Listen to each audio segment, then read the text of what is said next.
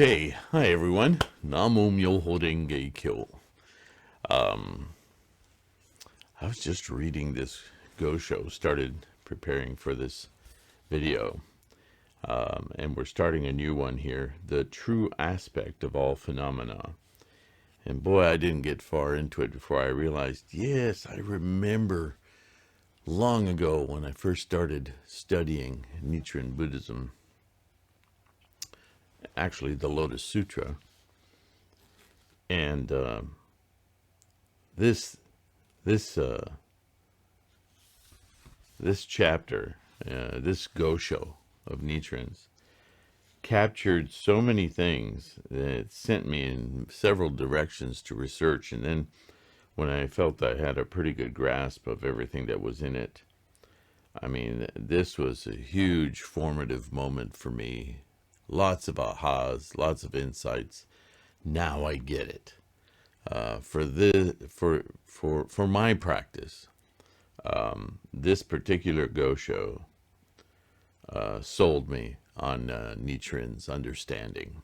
And Buddhism in its entirety, it just, a lot of clarity came to me out of this. So I hope I can do it justice. And by doing that, I'm going to pop around a lot. Because it's at the core of almost every question I get, either on this channel or in my emails, or when I used to participate on Quora before they got really crazy stupid with their rules and so forth. But yeah, I mean, for decades, many of the same questions I've gotten center around the things that resolve themselves, for me anyway, in this Gosho. So it's not a very long one, but it is packed dense with very contemporary understandings of the entirety of the teachings of Buddhism. And I mean, it starts from the very first, it's in Q&A, so it's a teaching of Nichiren's. But right off the bat, the first question, as written by Nichiren here, is the expedient means chapter, right? The second chapter of the Lotus. In the first volume of the Lotus Sutra states, quote, "The true aspect of all phenomena can only be understood and shared between Buddhas. This reality consists of the appearance, nature, the 10 factors, right, that we chant in, or recite in Gongyo, right? So I encourage you to look that up. And their consistency from beginning to end, that's the 10th factor. What does this passage mean? I hope you can tell by that question, we're opening up a huge scope of Buddhist scholarship here. So, when you've heard me talk before, many times, that Buddhahood is something we can only experience in our human life, in our human mind, that comes from a deep understanding of this Gosho. Because within this Gosho, you have the meaning of Myoho Renge Kyo, which is always a primary question when we start to practice, right? But also, what is Buddhahood? What is Buddha-ness? You hear me talk about it all the time. And there's some confusion, I think, and it's easy to be confused, to think that somehow Buddha is some either alternate place, or as you've heard me talk about, the quiescent energies of pre-formations. The formations fall into the category of what precipitates the universe and everything within it. It is the life, the force of life, the energy of life. We have countless words in different cultures that try to capture these aspects of the formative natures. And, you know, you can look to chemistry, you can look to biology, you can look to particle physics, quantum, And now you can talk about things that we know exist, but we can't define them, like dark energy and dark matter. Um, Anyway, you can go on and on and on with terms. You can look at ancient terms like chi or ki in Japanese, um, the bioelectric force. I talk about quiescence and inertia and movement. Find a rhetoric that you can assimilate in your experience that works for you. I'm also an artist, but I've never really looked at this aspect of Buddhism from any kind of a linguistic tie to artistic endeavor. But I'm sure that, well, and one that comes to mind as artists of all types is getting in the flow. What is that? What is that flow? Inevitably, we end up talking about consciousness. And this can be a sticky subject for Buddhists who are studying and not familiar with many different sutra, like the Perfection of Wisdom, or the Diamond, or the Surangama, or the Lankavatara. All of these deal with the nature of mind and where it's located. Where's the mind located? It's not in the body. Is it of the body? Is the body of the mind? Is the mind of the body? So on and so forth. So we invariably end up. I have a paper on my website called the location of the mind. It's a conversation between Ananda and Shakyamuni on where this mind is located. That's from the Surangama. But there's lots of other discussions on the nature of the mind, and in the Lankavatara, as I said, and these others.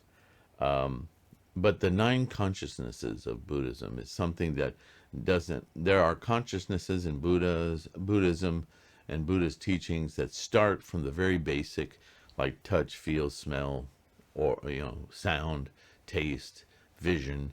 Those are considered consciousnesses. Another word you could almost replace that with, though, consciousnesses, are levels of or areas of discernment. As I've said several times, being a human being, being in samsara, is about making distinctions, categorizing stuff. And so this is discernment. How do we discern something? To discern it, we have to individuate it, and we have to give it characteristics, like the 10 factors, right? So you start seeing this circular logic. I say circular because we keep developing different ways to develop our insights, but we're talking about exactly the same thing all the time. So the Buddha consciousness, the ninth consciousness, is something that gets explored linguistically later in the Mahayana. Earlier, there are a total of 8, and then before that, there's a total of 6. And so it changes over time. But again, Buddhism was taught in stages, in developing levels, right? So by the time we get to the Lotus teaching, we're fully dealing with an actualized path to our Buddha-ness. But don't make the mistake of thinking that Buddha or the Buddha life condition. See, it's in the words, really. Buddha is a life condition. Therefore, it only can occur and experience to you in life. Without life, without the human mind, there is no Buddha mind. Because that is the clear perception of what the force of life is. And all these other consciousness levels, these levels of discernment, are colors of samsara laid over it. So when we chant Myoho Renge Kyo, we are invoking that ninth level. And so we're having to peer through the clouds of these other discernments to get to that clarity. But that clarity is only available to us as a human thinking mind, right? When you die, when you pass away, you don't magically go to some other place like the quiescent energy, you might think, when everything goes back to its pre-formation, then we must be all in Buddha. Well, that's no different than the heavens of other religions or the whatevers. That's just not Buddhism. Buddhism, all of your enlightenment. This is why the inherent nature of your enlightenment is one and the same as your human life. It's a matter of changing your perceptive skills. It's not an outside of life experience. That's why it's called buddhahood or Buddha-ness. It's the Buddha is that consciousness experienced. It's not an other. It's within. If anything, it's without the intervening layers of discernments that precipitate all our what? Emotions, attachments, so on and so forth, right? So Nichiren's going to say this in different ways, and I wanted to take that aside for a moment so that you're ready for it, that you hear it before I point it out. So here comes his answer. It means that all living beings and environments in the 10 worlds, from hell, the lowest, to Buddhahood, the highest, are without exception manifestations of Myoho Renge Kyo. Now, what does that mean right there? I mean, if you don't have a larger concept of what this is all about, that can seem very confusing. So you're saying that all the 10 worlds, which are human experience, human discernments, the 10 worlds in the 10 worlds, in the 10 factors, all of that are a way of describing these different levels of consciousness, these different levels of discernment, and how our human mind travels within them. Do you see the connection? I hope that you can. It doesn't become obvious right away when you're reading these words. They all seem they're full of charisma. 10 is a number. Worlds, what are worlds? How do you experience worlds? Do you experience them? Are they places? From hell, which there's a charged word, to Buddhahood, the highest, the lowest. I mean, there's all these very descriptive adjectives that can just toss your mind around. And without exceptions, they're manifestations of Myoho Renge Kyo. Now, until this sentence, Myoho Renge Kyo has been some kind of a formula, some kind of ancient sounds, words that don't have a clear definition. And here we're manifesting them from highest to lowest in these worlds. It can sound it's a garbled message of sorts. But if you start to take it apart in light of everything else that we've learned, what these words mean, what they represent, and you read it from that perspective, it follows perfectly.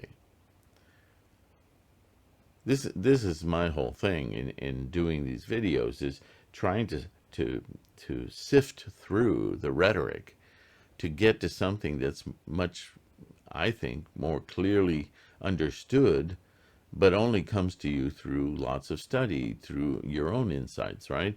So I'm trying my best to let you in on some of the ones I've had, so that hopefully I can help you sift through the rhetoric, right? So how are all of these experiences, all of the 3,000 realms in a single moment of life, how are these defined by and manifested by Myoho Renge Kyo? Well, then you have to know what Myoho Renge Kyo is, right? An invocation of that ninth consciousness. So this is what he's saying right here, is that all of these worlds, all of these realms, there are various discriminations in these different consciousnesses, from sight and smell and eyes and sound. All of these are our tools of discrimination, right? And so everything that we discriminate with them is the life process itself. Myoho Renge Kyo. That's all he's saying. If there is an environment, living beings are bound to dwell there, because an environment cannot exist without being perceived. And in order to be perceived, there must be a perceiver. And when there's a perceiver, the perceiver is perceiving, discriminating, as well as self-determined. Because the first thing you perceived is yourself, as you then perceive other, self and other. There's the duality, the basis of the life stream, force, energy. Pick a word. Living beings are bound to dwell there. A commentary states, quote, living beings and their environments always manifest Myoho Renge Kyo. So he's just seesawing back and forth on terms here. He's saying this is equivalent to that. That is equivalent to this. Another says, and he's going through them pretty quickly here, quote, the true aspect invariably manifests in all phenomena, and all phenomena invariably manifest in the 10 factors. Nyoze so, nyoze in, nyoze en, nyoze ka, nyoze ho, nyoze honmak, right? Kukyoto. It's saying the same thing in a different way. The 10 factors invariably manifest in the 10 worlds, and the 10 worlds invariably manifest in life and its environment. Life, environment, environment, life. Right? We have oceans because we have something other than oceans. If we didn't have anything other than oceans, then oceans would just be it. We wouldn't even have to label them, or it. Differentiation. And both the beings and the environment of the Avicii Hell exist entirely within the life of the highest sage, Bodhisattva, Buddha, and what is more, the life and environment of Vajrayana Buddha never transcend the lives of common mortals. Drop the mic. I'm going to read that again, just the last part. And what is more, the life and environment of Vajrayana Buddha never transcend the lives of common mortals. When I first read that, it hit me like a ton of bricks. You have to be human in order to perceive Buddha. Your Buddha wisdom is knowing that. Your Buddha wisdom is seeing your Buddha clarity, your Buddha nature within the life you live, within the life process of everything, quote unquote, thing. These explanations are precise and clear, he says. Who could have doubts? Thus, the entire realm of phenomena is no different than the 5 characters of Myoho Renge Kyo. Why? Because Myoho Renge Kyo, the Sadampudarika Sutra, the teaching, the wonderful of the wonderful lotus flower, the Lotus Sutra, is the description and methodology of perceiving that which is, not that which can be, but that what life force is, what all life is, you being a window to see it, to experience it.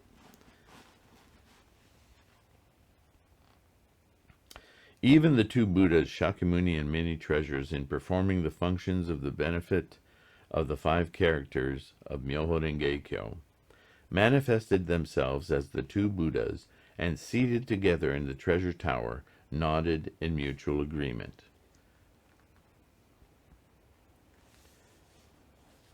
No one but Nichiren has ever revealed teachings like these.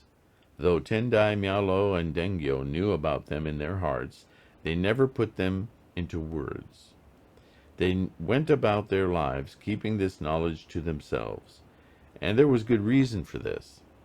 The Buddha had not entrusted them with the task. The time had not yet come, and they had not been the Buddha's disciples from the distant past. Only superior practices, boundless practices, and the other foremost leaders and guiding teachers among the bodhisattvas of the earth can not only appear during the first 500 years of the latter day of the law and spread the 5 characters of Myoho Renge Kyo, the essence of all phenomena, but also give concrete form to the ceremony of the 2 Buddhas seated side by side in the treasure tower. The reason is that what they are to spread and give concrete form to is none other than the teaching of the actual 3,000 realms in a single moment of life in the lifespan chapter of the essential teaching. So it all comes together in the Lotus, and in this time when we have the capacity to understand it and practice it. Therefore, the 2 Buddhas, Shakyamuni and many treasures, are Buddhas who are functions of Myoho Renge Kyo. It is Myoho Renge Kyo that is the true Buddha. Another drop the mic moment.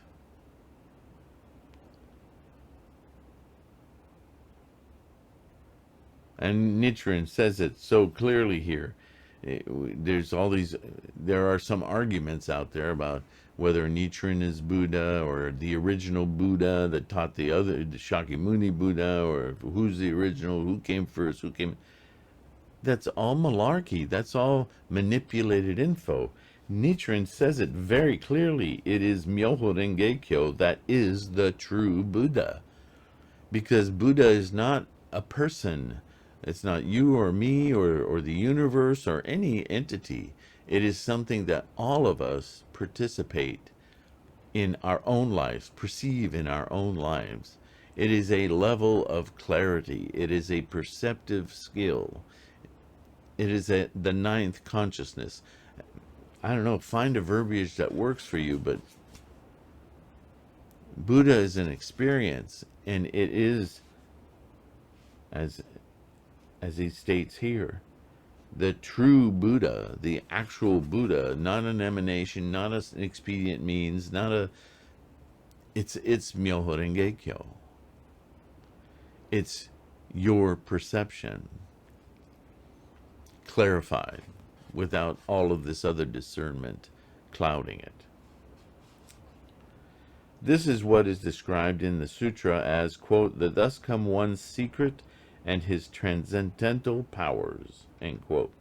The thus come one's secret refers to the entity of the Buddha's 3 bodies. Okay, now, we talked about the 3 bodies too, and the analogy that I've used repeatedly is that this is our experience of chanting Daimoku and practicing Buddhism. Studying is part of it. Chanting, when we study, we manifest one body. When we chant and we invoke our Buddha nature, we certainly manifest the body of the Buddha, of Buddha-ness. And then when we stop chanting and reciting and we walk back into our human life, where our life condition is greatly elevated, and that's a reward body. It all happens at the same time when we chant, but as far as experiencing it in our human lives, we're the ones that give the definition of the 3 bodies because we're human. But the experience is all in one. So here we go. You'll see where I developed that analogy right here. The thus come one's secret refers to the entity of the Buddha's 3 bodies, and it refers to the true Buddha, which is what? it's Myoho Renge Kyo. His transcendental powers refers to the functions of the three bodies, and it refers to provisional Buddhas. A common mortal, I'm going to read this. A common mortal is an entity of the three bodies and a true Buddha. I'm going to read that again because you've got to hear this clearly. His transcendental powers refers to the functions of the three bodies. And it refers to provisional Buddhas. In other words, all of his teachings. A common mortal, you and I, is an entity of the three bodies. We are the Buddha of reward, the Buddha of manifestation, but right? The Buddha of the Dharma. And a true Buddha. So we are Myoho Renge Kyo. I mean, it's literally saying that Buddhahood is immediate and happening right now, whether you're aware of it or not.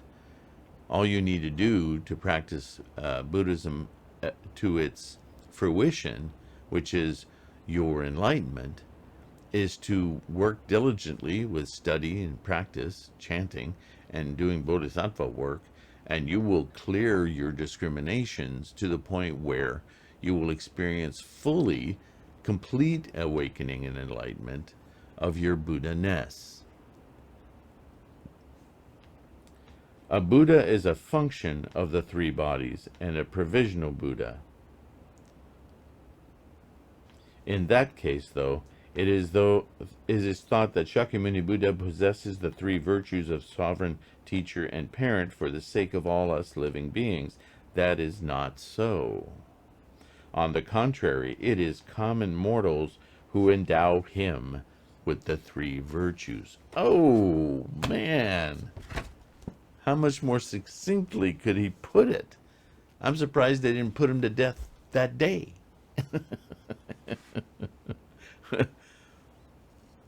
Buddha only exists in our own experience. Buddha is not 2,700 years old. Buddha is not older than the universe. Buddha is you and I right now, common mortals. This planet, this universe, this experience that we have is Buddha. It is Myoho Renge Kyo. It isn't anywhere else. This Gosho is very exciting for me to read and reread, because every time I read it, I can call upon more things that I've already read that I don't even remember the titles to. I sometimes have to go to my own website and look up papers that I've put online there to remind myself, oh yeah, and then I see it all over again. It's exciting to get these insights.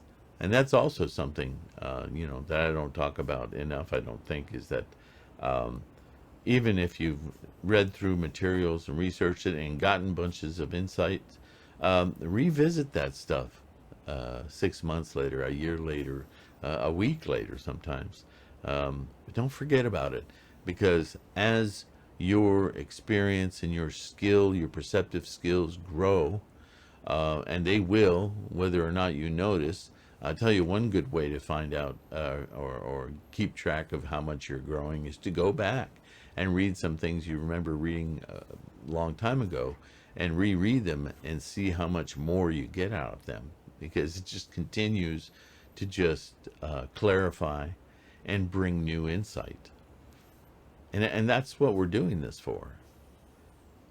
So, thanks for listening. I don't know how long this one is, but I was reading that and I just got excited and I had to share it with you. And I'm sure this will continue to happen as we read it. But this Gosho really, really nailed some things down for me. To hear those words come directly from Nichiren, even though they're translated, the meaning is so, so clear. And if it isn't clear for you, I encourage you to take apart the words, even though we're not supposed to be attached to the words, but the words are a great source of, it's kind of like treasure hunting. like I read that one sentence. At first, when you read it, you think these, which item does not belong here? Which of these things does not, right? But when you dig into them, you start seeing this wonderful wash of interconnectedness and interrelatedness that uh, now you get. It'll launch you into deeper meanings and understanding, and you'll grow tremendously doing that. And everything else you read after that will be imbued with that new experience of knowledge. So this is the exciting part of study, right? Okay, so with that, I'm going to end this one, and I'll see you again real soon as I read some more and get excited. Namu Myoho Renge Kyo. Take care of yourselves, okay?